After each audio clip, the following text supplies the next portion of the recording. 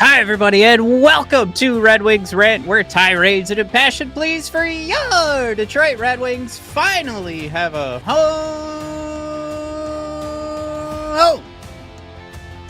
Today, we're going to be going over article written by a friend of the show, Max Boltman.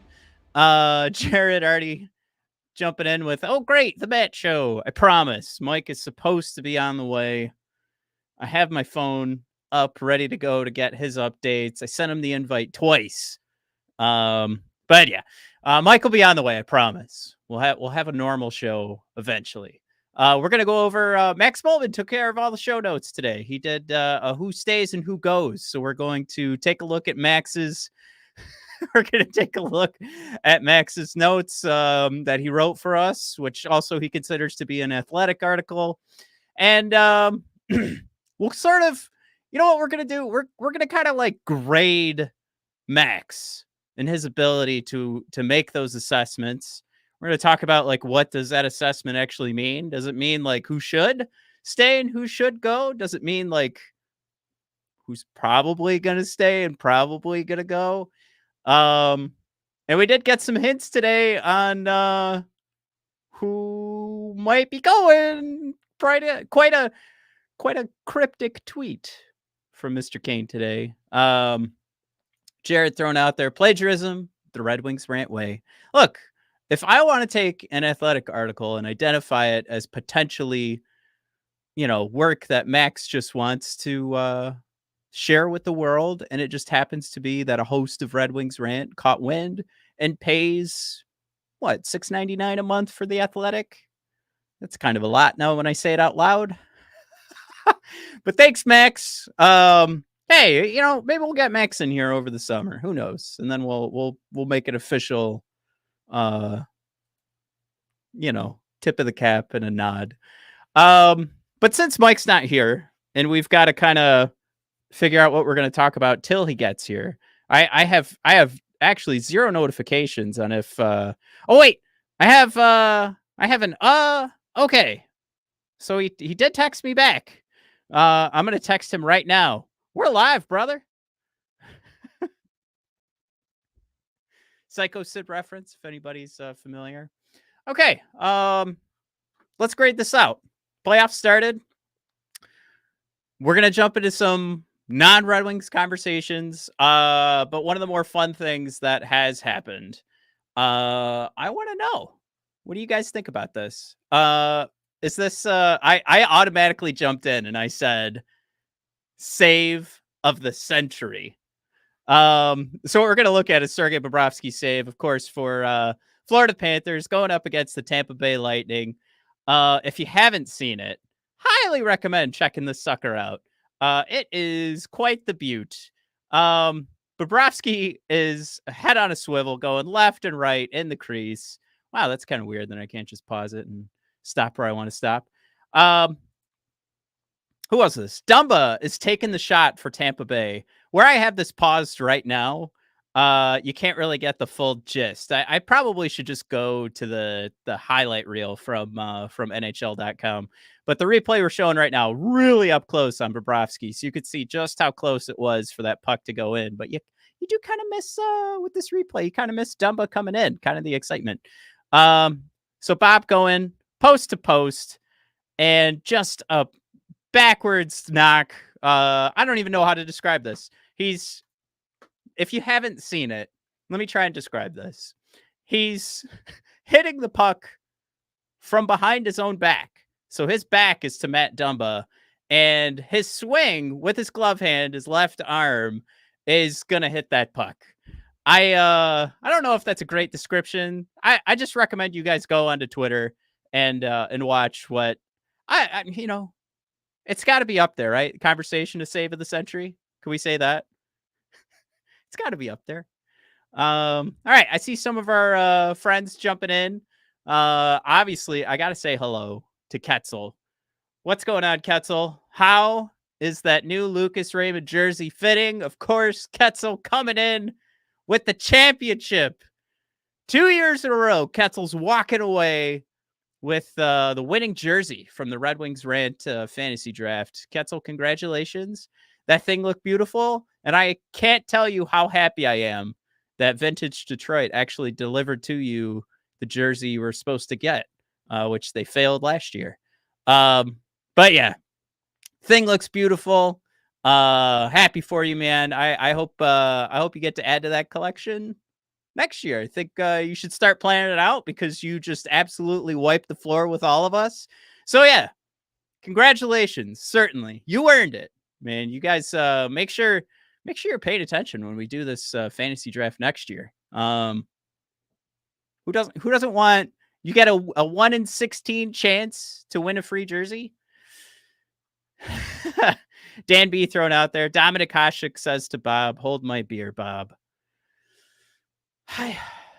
Yeah, you're right. There was the laying on his tummy kick saves. How many of those did we see where he just lifted his left or right pad to kick the puck away? And welcome to the pod, Brother Mike. Yeah, a lot of hot topics this week, including Red Wings off-season plans. Yay!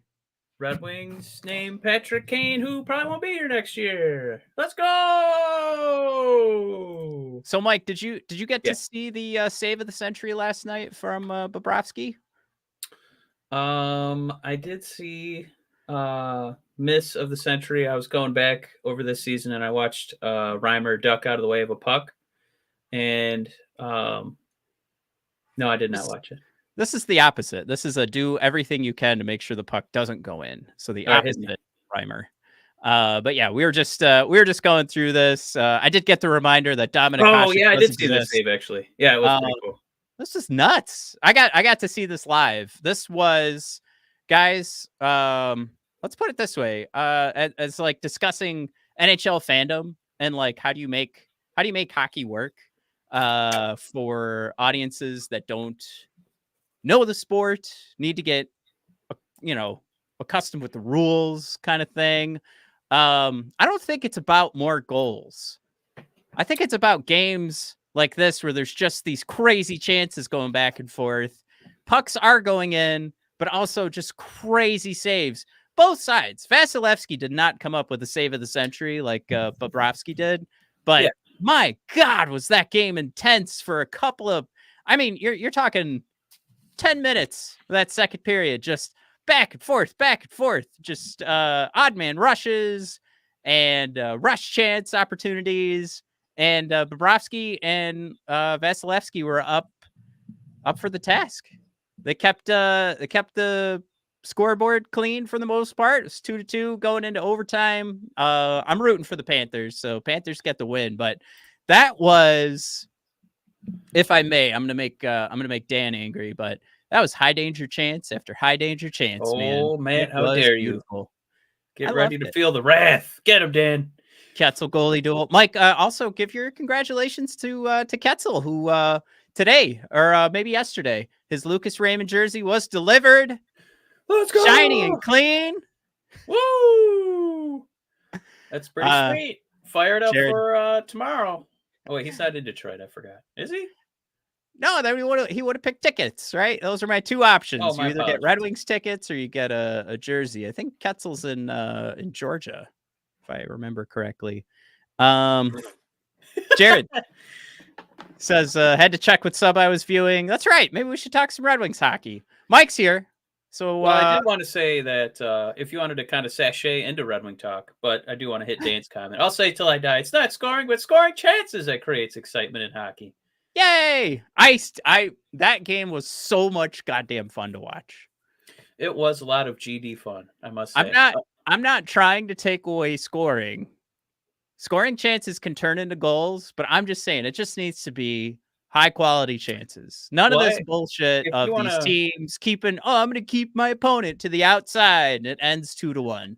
Yeah. That fucking sucks. That is horrible hockey to watch. Yeah, but if we want to pivot this into Red Wing talk, our dear friends who write for The Athletic were saying that there's a couple holes that we need to get, filled on this Red Wing team.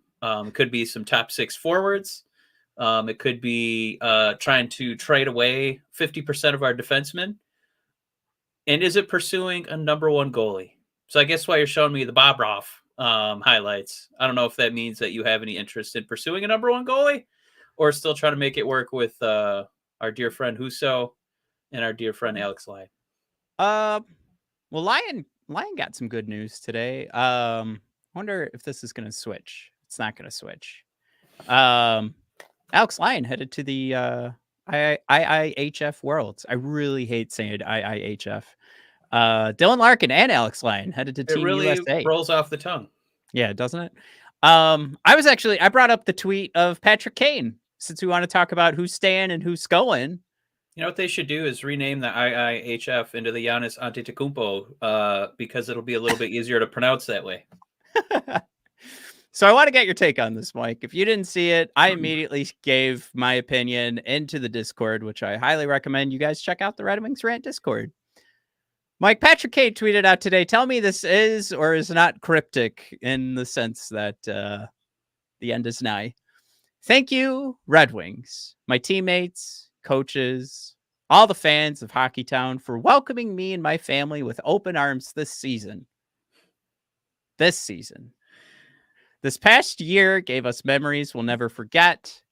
The work doesn't stop. Hashtag Let's Go Red Wings. Mike, he is back, baby. I can't wait for 3 more years. Let's go. If I am not reading a goodbye, thank you, I am off to Chicago tweet, I don't know what is, but apparently you're in the minority on this one, Matt, because this looks like the work doesn't stop. Kane from DeBrincat, go. Well, I think it's over. Stamkos to DeBrincat to Kane. Power play right. goal. Yeah. He didn't say the work doesn't stop. He didn't say, goodbye. And allegedly, it's just on Steve and how many years he wants to give this old man who doesn't play defense. But was basically our number 2 point scorer and only playing like half the games. I completely disagree. Dylan Larkin, the way Dylan Larkin would say thank you to the fans is not the same way Patrick Kane says thank you, Red Wings. Like it. He said the work doesn't stop. He doesn't. I think he did spell Hockeytown wrong. Yeah, I thought it was one word. Well, they don't put it at center ice anymore, so he didn't get to like absorb that for 20 some games at home, It's almost like he wrote, thank you, Red W. Ings. Great time in the city of Southern Flint. What a time it was in the Mitten State. And now I bid you gadoo. I don't think it's quite as he's not Kenny Omega out there. Yeah.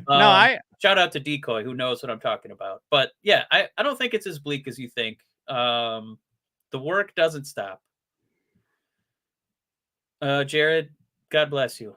Making a bid for comment of the episode. Wings don't hit 91 points without Kane. Just a fact. Yeah. Be gargantuan loss to see him walk away. And Ketzel saying 2 top 6 forwards and a top pair D? Too much to ask, lol. With this salary cap situation, yeah, unless we find some really stupid team who wants Justin Hall for some reason. It's gonna be kind of tough to do, my man. There's a lot of things that are there's a lot of things that are going to go into that. So I thought I'd start the conversation off by showing some evidence that one of our boys might be headed out, but I've already teased a little bit. Mike, Max Boltman, he's almost sponsored the show. He took all the notes for us this week. Appreciate him doing that. Yeah, you missed that part of the conversation, but yeah, he took all the notes. So we'll be going over this nice little break, and he shares it. It's on this cute little site. I don't know if you guys have heard of it. It's The Athletic. I figure this is just like one of those free to share sites. Anyways, I think what we want to discuss here, Mike, because you guys could clearly go to theathletic.com. I think Max Boltman tweeted out earlier they're having like $1 subscription for this month if you want to check it out. I think we want to grade what Max is saying here as well, right? So we want to kind of, do we agree? Do we disagree? And is this more of a what Steve Yzerman would consider absolutely is like, let's say what I'm looking at right now is untouchable, or is it what Max believes is untouchable? And if you share that same sentiment, do you believe they're untouchable, or are you saying that Steve Yzerman thinks they're untouchable? Oh, yeah, this part of this article is, I think, the easiest part. I don't know if you want to group all these together, because I don't know if there's a ton of Yeah. debate, but there is no chance in hell of Larkin being anywhere but Detroit. Um, he would have to take a bare like pants dump at Mom's Spaghetti downtown and say, "This is what I think of the fans," to get traded. Like it would take a colossal just public undressing for him to do that. This is the engine of the team. Um, he's not going anywhere. Lucas is our only good player that we drafted, so we got to feel like we know what we're doing. Well, I wanna go. Can we go high level just for a sec? So what we're Yeah. looking at is the who stays and who goes list from Max Boltman on the Athletic. So the first section we're looking at here is the untouchables. So Mike's going through Dylan Larkin, of course, the engine. I want to hit on that one, of course, absolutely. Don't touch him. Or do you want to just run? You want to run through the list here? Is Dylan Larkin, Lucas Raymond, Moritz Seider, and Simon Edmondson, who doesn't have a link on theathletic.com. Again, you got these free to post websites. You can't have everything. All four of those guys, Mike, untouchable for you? Yeah. And that you're not going to be able to replicate, a young 20s, giant 6'6" defenseman like Edmondson, or a punishing shot blocker like Seider. A guy who could be the next Kucherov and Lucas Raymond. And my God, the man who, if he misses 5 seconds of Red Wing hockey, the team crumbles into itself like a dying star. I think the only reason I would breeze through this portion is there's not really any debate. These are the four most important players going forward, and they're going to hopefully, probably get paid like it. Yeah, Ketzel throws out there, Lucas getting 8 years, takes advantage of the rising cap over the next few years. Oh, to take advantage. Okay, so Steve's, taking advantage of the rising cap. I absolutely agree. I think you ink Lucas as long as you can right now. The cap should just continue to go up for these next few years, how it's projected. So you give Lucas, market value right now. I have no problem with that. Give it to him. Let's not play any games, because it's going to feel like nothing in a couple of years. Seider, I can't like quite land on. I guess when I say market value, I'm just kind of looking at this number of like 8 to 8.5 mil. Like I don't know. It doesn't hurt me. And maybe for some folks they're sneering at that. That's too high of a number for Lucas Raymond. It doesn't I don't mind. I don't mind playing the guys who are going to play their ass off and also are trending towards Kucherov numbers. I remember I kind of got some pushback on who's more valuable between Mo and Raymond. And I know that it's like top bearing defenseman is going to be more difficult to replace than a really talented right side. winger. Right. But I just feel like Lucas has already shown me that, this is a guy who could put the entire team on his back and carry them offensively when nobody else is scoring. Where Mo, I wish that he would take like a shorter deal, both for the Red Wings cap sheet this season and for himself going forward, to bet on yourself and don't take like 7. I think if you could get on the stat sheet a little bit more next season, maybe the year after that, then you could be paid like a top 10 or hockey gods willing, a top 5, right side defenseman in this league.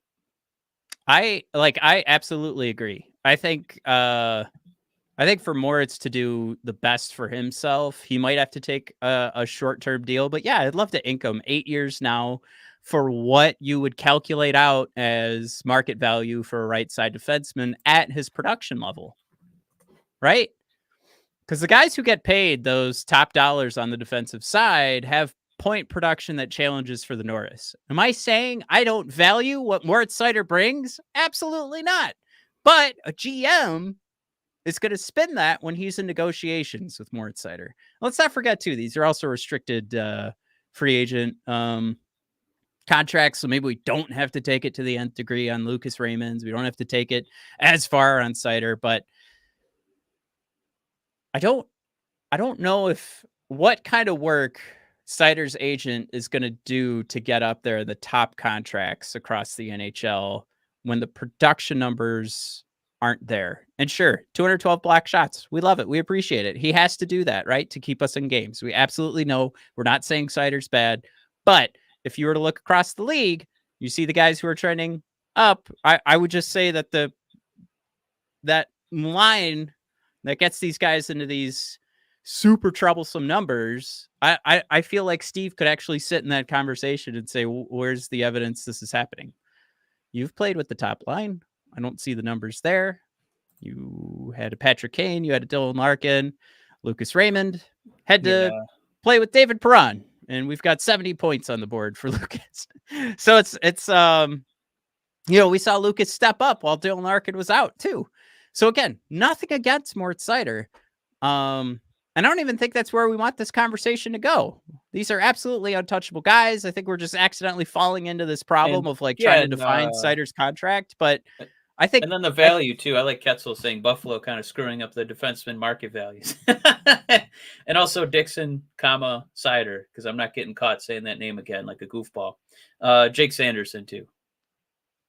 Yeah, absolutely. I think any of these ideas are wrong. Like Dan B saying, he'll get more points, if he has an actual NHL partner, or that, maybe replacing Ghost with Mo on the first power play unit will do wonders for his stats. Yeah. And I mean, when we had those, that last week or two of games that were really tight playoff games, I think that was when obviously, Raymond was playing his best, but also Seider. I think that was, probably one of his better stretches as a Detroit Red Wing. With him being asked to do even more, and he kind of had a few more of those Lidster moments where he was putting shots on net, like just across the blue line, and they had some mustard on him, and they felt like real scoring opportunities. But yeah, I think we should move to the next tier because it's pretty tough to really debate because these guys are not moving outside of some unbelievable trade offer.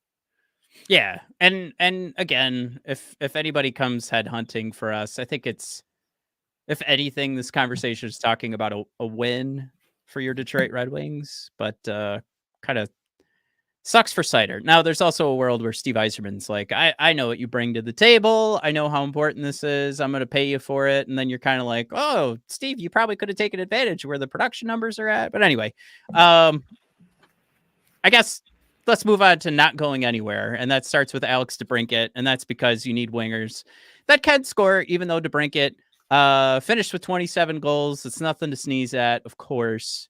But yeah, as we start to go down this list, I can't think of a reason why the hometown kid who loved ringing him off the post this year, for any reason, Steve is going to explore trades with this kid. Yeah, I mean, we got a worst case scenario to DeBrincat where he wasn't able to get lucky on a lot of those shots, and he did have a couple slumps. So if this is the worst DeBrincat season, I could see it. So yeah, should just be up from here. Compher, man, if our chat is anything, it's we need more defensive forwards, and Compher did give himself a career high in goals, and he did take a lot of tough faceoffs. I think we were a little disappointed when Larkin went down because we wanted Compher so badly to play like that number one center. So I do wish that we got a little bit more of that, and we didn't.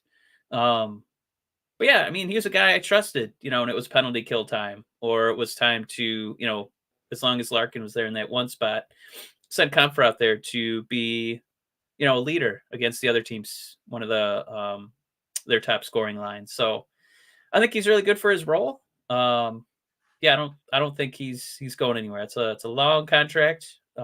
He's going to be here. Yeah, there was a moment too where Compher really looked like, oh man, I think we lucked out here. I think we got a guy who's bringing like $7-8 million value, centering with Lucas Raymond, and they were doing these tape to tape passes. So we've seen some glimpses too where things can start to tick back upwards, but I don't. There's something about Comfer and a little extra offense with the defensive abilities where the 5.1 is so much easier to stomach than Jesus, the guy we're going to talk about in a little bit, who's the third line center that, yeah, sure, his role isn't to score. Okay. Anyway, Michael Rasmussen up next, who I'm not talking about. Where's his contract at now? He's 3.2 for the next 4 seasons, jumping up from 1.46 mil. Michael Rasmussen is a guy I would really like to see a healthy Michael Rasmussen in the playoffs.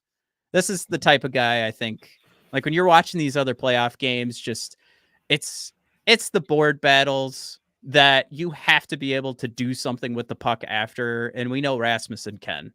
It's definitely a lot of pressure, and you see like these guys that are winning these playoff games. There's a lot of puck movement fast, and that's because you've won that board battle, and then you can carry the puck yourself for just a little bit before somebody can get open. Yeah, so I would like to see him in nut crunch time, but 2 straight seasons nut crunch starts and he got boo-boos, so we haven't quite gotten a fair shot to really judge him in the high pressure situations. But I think for his number, cap going up, this is a guy I don't think would move just because he's not really damaging the cap sheet. We kind of know what we're getting from him. There's not a lot of like big dudes who do what he does. He's a Red Wing. Yeah, and he's a role player, right? Yeah. Like we can't deny it. Like I poo-poo all the time. Like, oh my God, I don't want to say like a role player is what gets us over the hump. I'm never going to be that guy. It's always going to be about that top 6 talent. But you do need those role players when it comes to those playoff games that are coming next year. Yay! Okay. Oh, skipping ahead. Jake. All right. Well, that's actually, let me stop. Let's pause for a second here. Let's take a breath, because now we're moving into a new section that Max defined as staying put almost certainly, meaning there's somewhat of a chance. There's less of a something huge has to come this way. Let me pause real quick. I just wanted to get a few comments in there too. Because we had I like this one from Ketzel. We are rife with role players. We do. We might have the best bottom 9 in hockey. I just wish we had a slightly better top 6. Casey, welcome aboard. I don't think we've heard from Casey. Glad you're here. Saying I want Husso gone. We've already had one injury prone number 35 before. Got him. Ooh. I think the only problem with that is finding a taker for a guy making about $5 million, and he's only kind of been good in the past 2 seasons for a half of 2022, 23. So I don't hate that idea. It's just going to be tough to find a taker, even though it is an expiring contract. Might be kind of tough. And Jared kind of echoing that idea as well, saying it would take some salary retention. And then Ketzel thrown in. JT shouldn't be our second line center. He's good, but not good enough. Man, Ketzel, can you imagine JT being our third line center and Stamkos being number 2? Oh, hobo. Oh, man, if we could find a way to just, seduce him from leaving the state tax-free shores of Florida. Oh, man, would that be sweet? Yeah, how much of that is going to be like his contract? Like I do see Florida taking care of Tampa Bay, most certainly. So Tampa's going to be looking to make some changes, right? How much of that, with them holding off on that contract, just a quick thought, do you think is just them knowing like this is the place you want to be, Stamkos? We've played this game before. You signed with us. You love it here. You get all those tax breaks, all those lovely, lovely tax breaks. Just don't play these games. You're coming back. Or is he actually angry? Look at Red Wings Ranter's very own Matt. He lives in Michigan and he vacations in Florida like 4 times a year. That's very true. Yeah. It's not true, but I don't know why that needed to be said. But I'll just let's throw a brand news comment in there. How do we get rid of Cop? Well, Cop is on. He's on Max Boltman's list of staying put almost certainly. Let's read put through that it. defense out there. Yeah. After playing last season as Detroit's second line center, Cop was in more of a checking role this season. That cut down on his assist numbers, and realistically, 33 points he ended the season with are below what you'd like to see from him, especially given the 5.625. But his impact isn't measured in points and success. And the success with his line with Fischer and Rasmussen had against top opponents was real. He looks in line for similar deployment next season. Now, that's all fine and dandy. You'd absolutely have to remind Max here that while there were great moments in the January, February for Andrew Kopp, when he was paired with Fischer and Rasmussen, it looked like we had a legit shutdown line for a little bit there. Yeah. There were some tragic moments for Andrew Kopp where it was just like, what in God's name does this guy do for this team? Where it was defensive blunders, it was the lack of offense, which is just straight up consistent. So it just gets to the point where it's like, I think, I don't know how you're selling this ketchup popsicle to anybody around the league wearing their nice white gloves, because at some point you got to remember where are we at? We're hitting 30 soon with Andrew Kopp. Has had core issues in the past.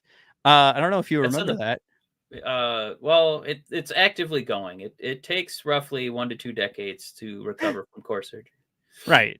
So it's just declining numbers, as you would expect for a 29, 30-year-old. So Max puts out there, oh, his points went down. And what did we say when Andrew Kopp first signed? We said, oh, that's funny because you just signed him where he would plateau and then decline.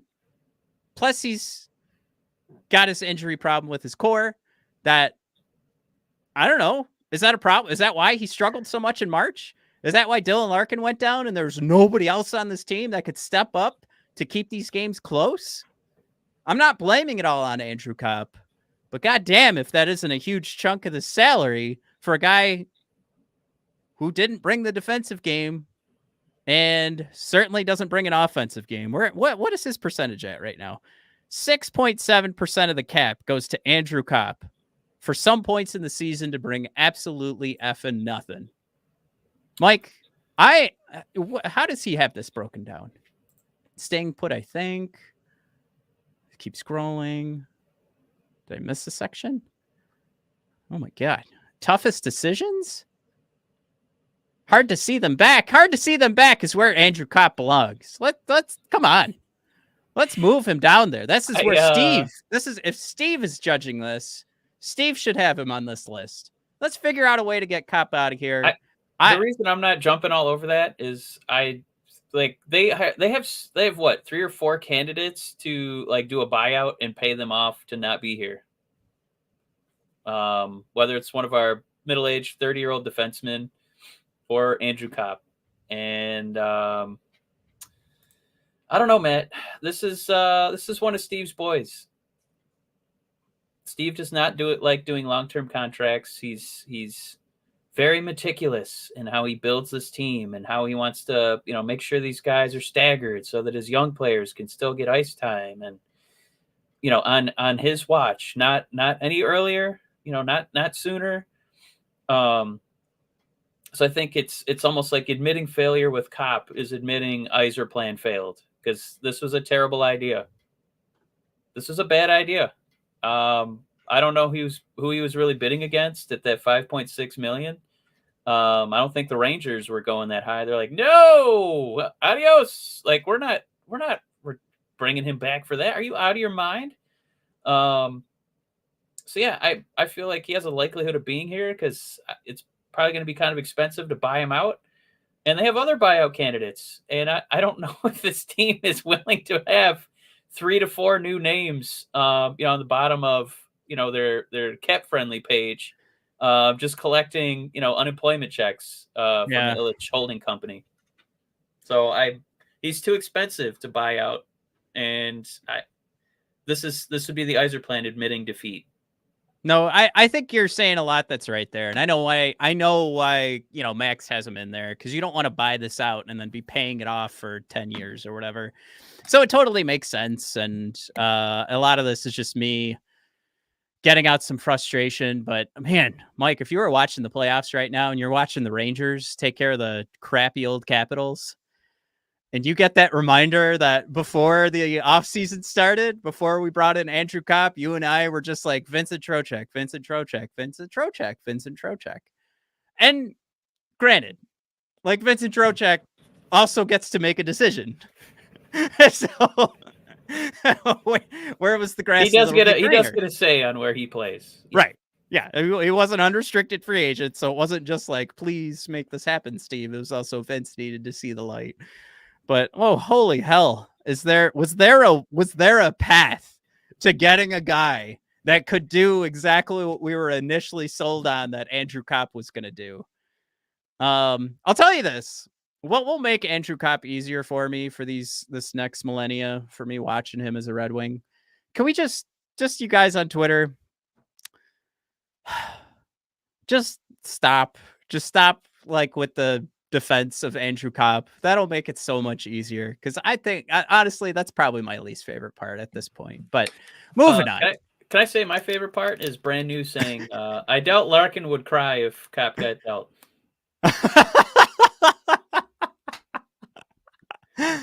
Yeah, I can't find that one. That's a good reference. There it is. Yeah, that was a good one. That's going for comment in an episode. Dave, stop copping out Kopp. Oh, come on. All right, where are we? Ben Sherratt. Ben Sherratt's up next.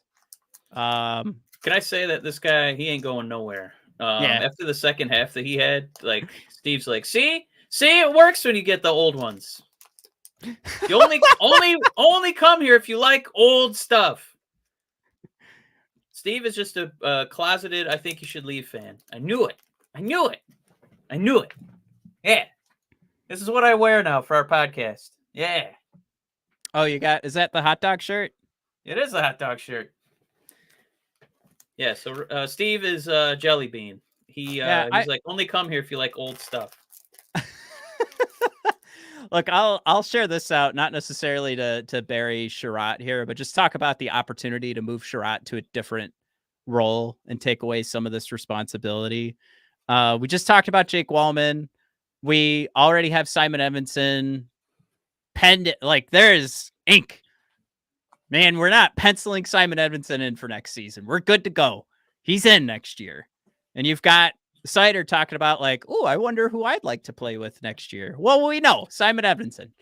That's probably not going to happen. You're probably going to want to spread those guys out, but even Sider's like asking for it. So I feel like Sherratt's numbers, it's kind of like putting them back to back with Edmondson. It's like Game of Thrones, like a song of fire and ice, you know? Yeah. Well, the point I'm making, just so you understand, we'll limit what this role is supposed to be. Like we could protect a line this whole season, especially when it was like Ghost Bear, and we had to give him like, no, you don't just do power play time. You have to be out there 5-on-5, and him turning like white like a ghost is probably where the nickname came from. God, I can't believe I fucked that up. Anyways, if you could protect a Ghost Bear, you could protect a Ben Sherratt, because Ben did turn in a much better 23-24. Right? Passed the eyeball test. I think there were still issues. There was a point where I was like, come on, guys, let's stop praising this guy. We could just say he was better than the absolute shit show he turned in last year. It's totally fine. But I think if you bring him down, third pair, protect him a little bit more, you can get what you need out of Ben Sherratt for sure. Yeah, I mean, I think he redeemed himself. We counted on like 4 or 5 guys when it really got, again, nut crunch time. It was Raymond, it was Sider, and by God, it was Sherratt. Sherratt was out there making plays. He played really well in those tight playoff-like games. And I think we're going to get to the questionable section of this article, because now we're moving on to Alex Lyon. I think Lions should be up a section because you're talking about a guy right now who's already signed to make $900,000 next season. He's way too cheap, and he performed way too well to go anywhere. I think that's he's not going anywhere. Yeah, don't give him half the games, and he'll probably be better. So anyway, moving on. I would upgrade Alex Lyon, but staying put. Ellipses, if you didn't know, I think Jeff Petrie, number 1 on this list. Look, this is something where we wish Petrie had been protected, and we saw it from like the first month of the season, and it just did not happen. And a lot of that just comes back to like a weird offseason where there were some moves that were made that couldn't be explained and left alone with a roster where he said, please give me more young guys so I can make this roster better. And Steve said, nay, I run the show here. This is my development plan. You make this work. And Jeff Petrie said, I don't give a fuck. And he played like shit. So I do still agree with Max. I think at the $2.34 million cap hit, and maybe Jeff Petrie and Ben Sherratt are on the third pair, you could protect this fucking roster spot a little bit better. I don't like it, but I think if you had to ask yourself, do you think you're going to have to put up with another season of Jeff Petrie? I think the answer is yes. Wouldn't it be cool if he were just retired? But do I want him on this team? Absolutely not. So are we talking buyout? Are we talking nobody wants to make this trade? Pittsburgh traded for him, and they were like, what? Wait, Jeff Petrie? No. Get him out of here. Call Detroit. And he was over here. He didn't play one game for Pittsburgh last year before he was moved to us. But anyway, Mike, any hot takes there?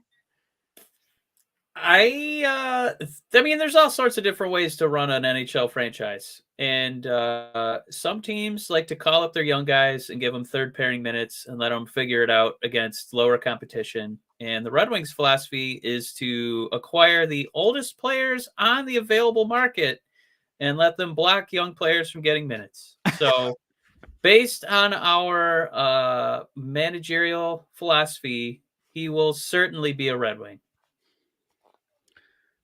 It doesn't matter that I don't think it's a great idea or it's not how I would manage that roster spot, but here we are. Matt, let's move on to David Perron, who, you know, he campaigned already. He's getting towards the end there. It's almost time to hang him up for old Perron, but man, did he had us hugging strangers in that last game 82. Yep. And he's one of those, like, before he turned out to be a D-bag. Remember Sean Casey, who was like the mayor of the Tigers, first base? That's kind of what Perron feels like. Whether he's chirping, he's somebody I actually like when they mic up players for hockey games. Like, as much as I love you, Larkin, you are a very boring on the ice. Hey, let's go. Hey, let's go. All right, he goes. Nice. Come on, boys. Let's go. Meanwhile, Perron has got to get censored because he's just dropping F-bombs and hilarious jokes. Right. Yeah, I think he's coming back at the right price. It seems like he likes it here. It seems like Steve likes him. It's going to happen. I've accepted this.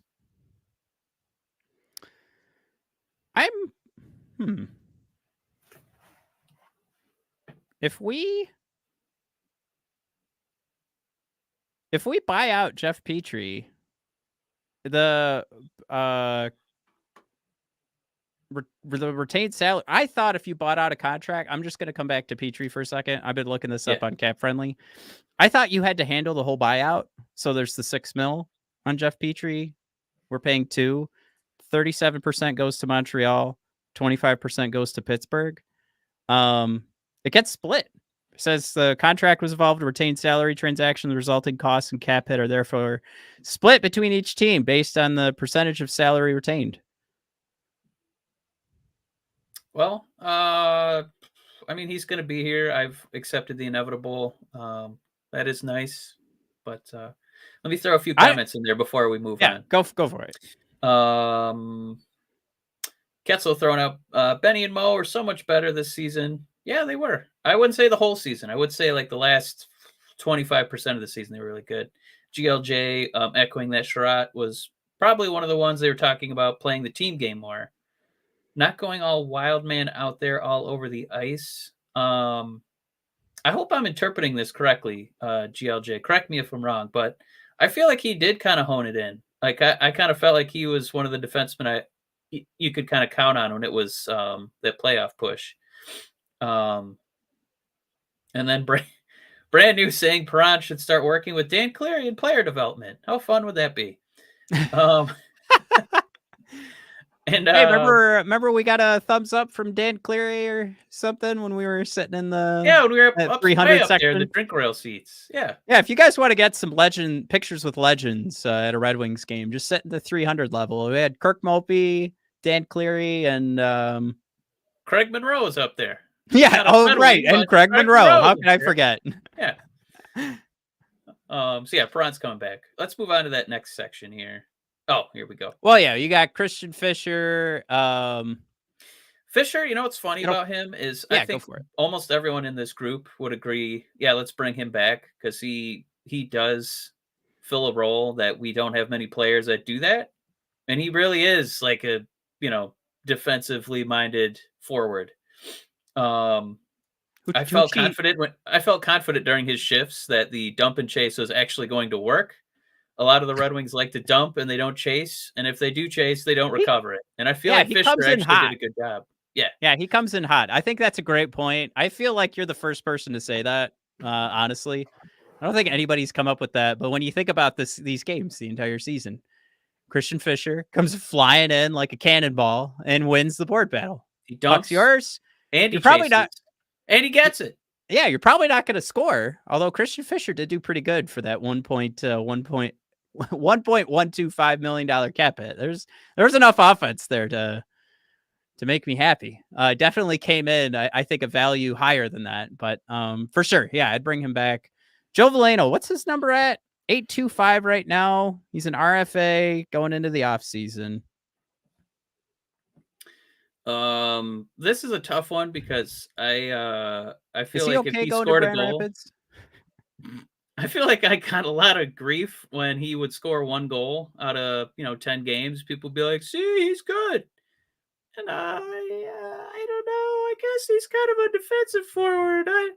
He doesn't give me like the Christian Fischer confidence that when he dumps and chases that he's going to win that battle. I remember when Larkin went down, they tried him at center on the first line, and that was a cataclysmic disaster. Not a good idea. He was not ready for that role. Yeah. So I mean, they're probably going to retain him because he's one of the guys they drafted. I wish we, kind of had the offensive, pipeline to replace him because I feel like that should be a spot you can, improve. But I feel like I'm always in the minority when I don't hate him, nothing personal. I wish we saw more and we just haven't seen it yet. I think you could upgrade the Veleno spot, moving some of these roster pieces around, bring in Kopp. I mean, if you're going to keep him, bring him down to the fourth line, really embrace that role. Somebody's coming in with us, Matt. Dan B saying, as much as we all like Veleno, he is easily replaced. Yeah, I was going to throw in there. I think you give Marco Kasper a shot, and I think there's guys that'll be on the free agent market that absolutely. If our prospects can't unseat Joe Veleno, then we don't have prospects. You're absolutely correct, and we know Bergeron is getting the shot based on what Steve said in his press conference because. Yeah. We can't send him back down. So now he's an NHLer after this season. Same with Albert Johansson, which also changes the conversation for all the defensemen we've talked about thus far. But he'll be up. You're getting Albert. You're getting a guy that can move the puck on the defensive side. Maybe he could be considered. Like Steve's like, you asked for him. You're getting him now. I don't think that's a bad thing. But speaking of a guy who's... I don't know. I guess he's safe based on what Cap Friendly says, but yeah, $3 million for 2 years. So you got to pay him next year. Max calls out the expected goals percentage, the 51%. He gets he's the most protected guy on the team. So he does well when he's out there. That's just he does well the role. There's no real argument to like get rid of Ole Mata for what he's asked to do. He's successful at it. Does it blow your socks off? Can you upgrade it? Absolutely. But it's not to the point of like the Joe Veleno conversation where I think I don't know, like where he's Ole Mata, you can make this argument here with this 51.34 expected goals. You're not asking him to score goals. But what I'm trying to get at is that he's successful in what we're asking him to do. I don't know if we could say, I think Veleno is more at serviceable compared to successful. Does that make sense? Like it's there. You have a fourth line center. Not the best thing. Also, not on your top list that you absolutely need to replace it. But upgradable. Ole Mata, also upgradable. Wouldn't force it. Wouldn't put it on the top of my priority list. Make sure I upgrade where Ole Mata's playing. Now, we talked earlier about moving Ben Sherratt and Jeff Petrie around. Can you still do that with this being a part of the conversation? Then it gets tricky, right? But this feels like more like an in-season move if you're going to be changing anything. And it's just one more year. And Steve told me enough last week that I don't think we have to worry about winning the cup next year. So there's that too. Anyway, I put Mata. Matt, two thoughts on him. He does remind me of, I think, the WWE ring announcer Tony Schimmel, who would be like, the Undertaker. Like, Ole Mata does have that great name when you're at Little Caesars Arena. If he gets on an assist or a goal, Ole Mata. So he does have that going for him. Yeah. But man, who's our defenseman doing the gritty? Wallman. Thank you. I feel like Mata and Wallman are the likeliest trade pieces just because they have actual value and they're not into their mid-30s. So I would probably put them down a tier to be like, I would kind of be surprised. If you're trying to figure out this cap sheet to retain Kane, give Seider a raise, give Raymond a raise, and add to the team to prove it, might be replacing one of those guys with one of your rookie defensemen. And yep. I like Wallman, but you got to trade. You got to give up something to get something. A Wallman and a Bergeron for a right side defenseman that could serve up on the top four. Like, you could turn around and make the argument like, hey, you're getting a top four left side defenseman. All right, so scratch our back on a right side defenseman, and you can have Bergeron. We should probably do some more research to figure out who we want that name to be. But that is absolutely correct, Mike. That's your trade right there to upgrade this team. Because you know you're putting Simon Edvinsson in the top four. Yeah. I think we were almost at the really juicy part, and now we're at 53 minutes here, so we want to try and... Yeah, Robbie Fabry, whatever. I don't need him. He's staying. Ville Husso. The contract just seems immovable. I don't know why we did such a huge contract, but here we are. If you could move those guys, it would make this next section a lot easier to manage. But oh my God, could you? Yes, and for all the reasons that whatever. Said my piece the entire season. Let's just talk about this. But God, if you limit just a couple of these boneheaded, too long, too much money contracts. Real quick before we jump into the last section here, GLJ saying I wish they could keep Fisher around. He's with us on that one. Forgot Fisher's only 27. Thought he was older. So did I. Yeah, because he looks like he's like 1,000. He looks like the actor who's in the Planet of the Apes movies. Oh yeah. That's not Kurt Russell's kid, is it? No. Okay. While you're looking that up, brand new saying Fisher also coughs up the puck without being pressured. He handed the Predators their game-winning goal.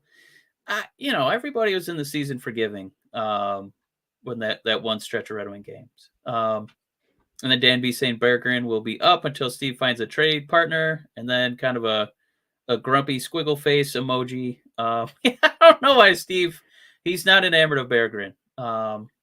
I feel like he would also be.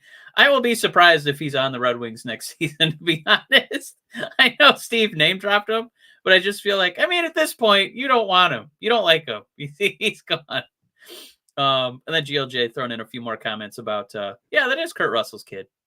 No, that's Jason Clark. Oh, never mind. It's not Kurt Russell's kid. I told you. GLJ said, wonder if Veleno is someone you could package. So he's kind of on board with your idea. Like the money cost of our old defenseman with the youth and potential of Veleno. And then brand new Fabrian is Jabroni Cold Chains can get out of here. And then Red Wings fan club with his usual Ewan McGregor. Well, hello there. Good to see you, fan club. But yeah, we're at the tough decisions. And it's not a tough decision for me. I think the tough decision is on Patrick Kane. Can you stomach being on this team that likes to nickel and dime their good players and throw out bags of money to average late 20s, mid 30s players? I just, gosh. At some point, we're going to have to do a roundtable so somebody can explain to me why that's the better choice. But it does kind of stink on our podcast where the two of us are just like, we both agree, like, what the fuck is going on here? And we're surrounded by the rest of the world. I would not call, I would have recategorized Kane into his own category, into must not have. our decision.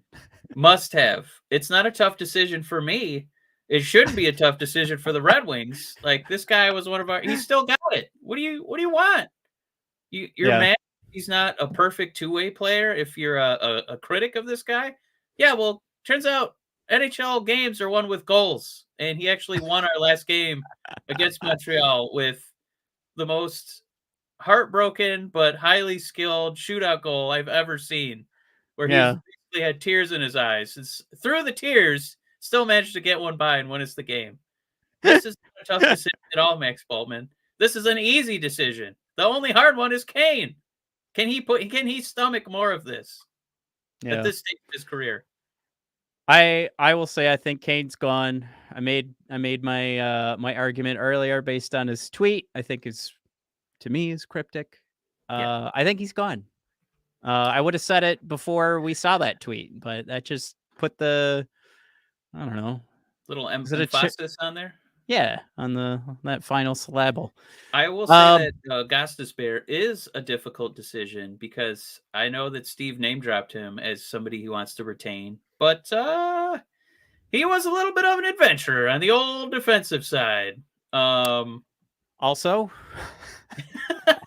Edmondson, Sherratt, Wallman, Mata, and Johansson, who we've already mentioned, is going to get this shot.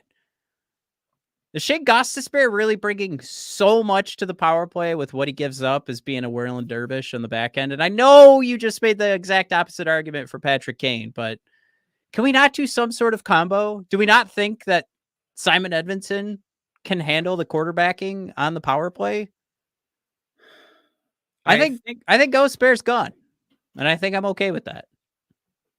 Yeah, I don't think they don't have the cap space to extend Seider and Raymond and retain Kane at a raise and Stamkos and a defensive defenseman and Shane Gostisbehere because there's only so much room, which are all my dreams, by the way.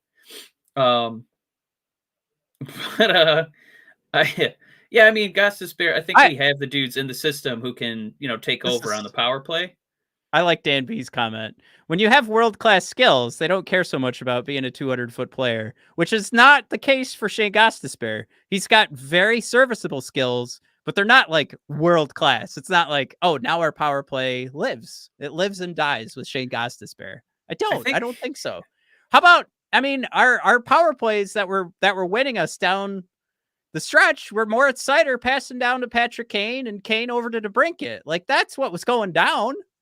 Gostisbehere's not. Oh, except you know what? Gostisbehere did do the. He did keep the puck in the zone when we had the empty net and Lucas Raymond scored. So there is that. Yeah, I guess one thing that sometimes Steve has kind of been ahead of the game, right? When we're gonna move Mantha, we're gonna move Verana, we're gonna move Bertuzzi. I do kind of wish, knowing what Gostisbehere's contract was and how, overstuffed we are with guys at his position. It would have been a nice guy to move at the deadline. Hindsight 2020, right? And sorry if I said that wrong, Dan. I knew you were talking about Kane. I was just saying, like on the flip side for Shane, it's like, yes, Patrick Kane, Mike can make the argument, it's fine. There's some defensive lapses, but it's not the same thing for Shane. That's the point I was making. So sorry if I said that wrong, Dan. Wasn't calling you out or anything. I was just using your point for Kane to talk about the Ghost Bear. But Berggren, Mike, tough decision, or is it just about the right trade partner coming in for Jake Wallman so we could bring in a right side defenseman? I just would have framed it differently than Max did. Yeah. The hard decision. Max mails it in. You know what I mean? No, I'm kidding. Yeah. As far as a hard decision, Red Wing fans, we want to see more of him. I think Berggren would definitely like to showcase himself at the NHL level. Oh. So really the only person is Yzerman, who did make a comment about when we have guys who are ready for the NHL level, we will play them at the NHL level. So he clearly didn't think Berggren was ready to be at the NHL level. So he's a superstar AHLer to Steve Yzerman. That's what he sees. Well, then time to move on and trade him. Right. And I couldn't look Steve in the eye and say, you're just not seeing it, man. Those games where he gets called up, he owns it. Do I think he's terrible? No. We watch those games, Mike. We see how many penalties he draws, and it's because he knows where to be. It's because he drives. That's a high effort game. And that's something where you got to be smart. That's a smart player. But we don't see tons of goals getting piled up or points. I think there's enough to replace some of these guys on this team, but I don't know. I think you're right. I think it's just time Steve moves on because he's clearly not happy with the Burger Man, which brings up our hard one of your heroes, Daniel Sprong himself, Mr. Healthy Scratch. I think this was the most accurate one in the article. I think just if this guy's getting healthy scratches, he's probably gone, and that's okay. We'll find another guy who can do that job or better. Yeah. What did we say? The last month and a half, he had 4 points or something. So yeah, this isn't. I'm not going to be devastated. I get 18 goals, right, for us this year. Call it having a 20 goal scorer in your bottom six for sure. But there were a lot of goals when the season started where I was making the point, hey, these are just bouncing off his teeth, man. Right guy, right place, right time. That's what we were saying. He had a pretty cool goal from behind the goalie that one time. That was pretty. He's not without skill. I don't think we're gonna miss this as much as some might. So I'm okay with that. This is some cap money I'm sacrificing to retain Kane. I'm gonna throw this. Reimer's a free agent. He's definitely gone with Husso under contract. Yeah, Justin Hall. They do make a point. I think Yzerman said it, something about connecting it almost to baseball. Like baseball used to have a closer, and now it's kind of by a committee. And he's kind of saying, goalies, we used to have one goalie, and then you'd have one dude who comes in, does 10 games. And now it's kind of evolved to a point where there's 3 goalies.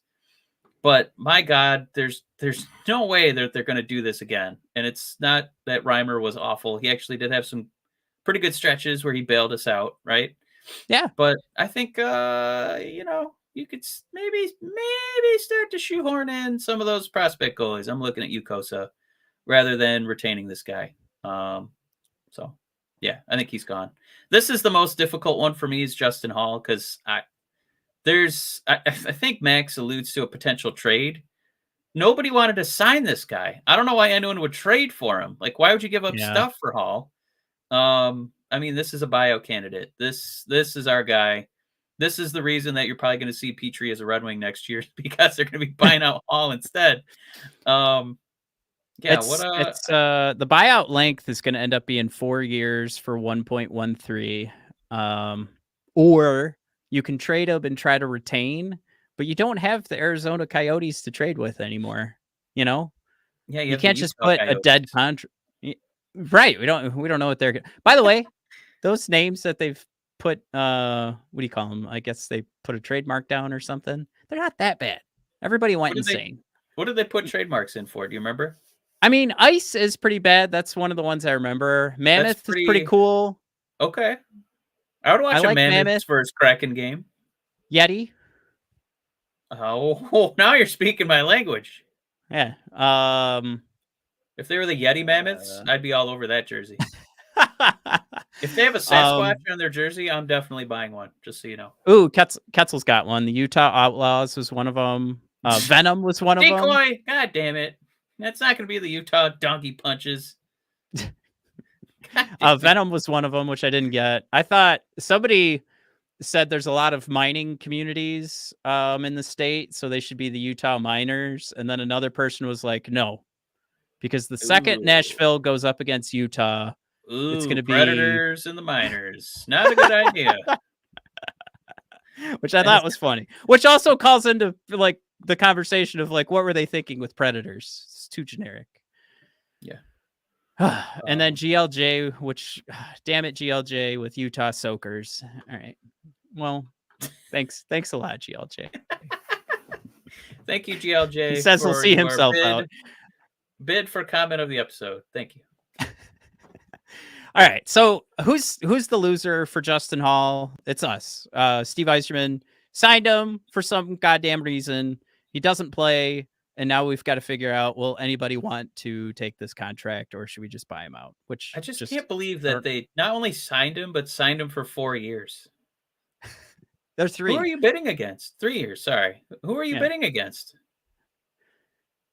It was, I mean, when it happened, the entire world went, what are you thinking? Cut it out, Steve. Put the phone down. And here we are. Well, if Kane walks away, Steve, this is Exhibit A. All right. And I'm going to stop sharing now. We could wrap up the show. Thanks for coming, everybody. I think what we've highlighted here, you know, besides like we would prefer Patrick Kane be more of a target, less of a tough decision and more of a sure thing, and it's all on Patrick Kane. Yeah. I think we'll be okay saying goodbye to Ghost Bear. I do think Berggren's going to get packaged for a trade so we can get another right side defenseman, package him with Jake Wallman. You've got Albert, you've got Edvinsson, you've got Sherratt. You can finish that third pair with so many of the other smattering of names that are in the system already. So you've got 4 guys that can fill out the left side of this D. So Wallman's got enough value. His contract's easy enough to move. He'll be doing some gritties elsewhere, guys. But that'll be good news. We'll have a new right side defenseman. What if it was just 1-for-1? You get exactly Jake Wallman, but on the right side. I feel like so many problems would be solved. That might happen. I feel like I would be trying to move guys just to get out of some contracts. How do you have Ben Sherratt, JT Compher, and Andrew Kopp all averaging $5 million a year, and you got Jake Wallman, who had 2 or 3 years on those guys, signing for 3.4? How does that happen? Goddamn free agent market. Jake Wallman. We're gonna build through the draft, not through free agency. Also, that wasn't me spanking it for the podcast listeners. That was me doing the money handing out thing by Steve Yzerman. Oh, that's what that was? You watched me do it. I looked away. I heard that. You're on YouTube. I looked away to give you some privacy. I didn't want to see that. All right, I gotta go. I'm 14 minutes late putting the kids to bed. But I don't know. Seems a little bit easier actually when we talk it out like this. Just a couple of things that we think aren't going to go our way that'll make next season not as much fun to watch, but we'll see. Before we go, just a couple other comments. Yeah. Dan B saying the loser is Chris Illich's checking account. Got him. Brand new saying the new Utah team name will be the Starman Marmots. Oh, that's really cute. I hope that you came up with that. I really like that, brand new. That's really good. Red Wings fan club. It's okay that you were late because I still love your hello there. And then Decoy saying they legalized pot, and Steve likes his gummies. We just got to keep him off him during free agent season, you know? All right. But yeah, sleeper hold time, Decoy. We're gonna ride off into that sunset. We'll see you guys. Thanks for coming aboard.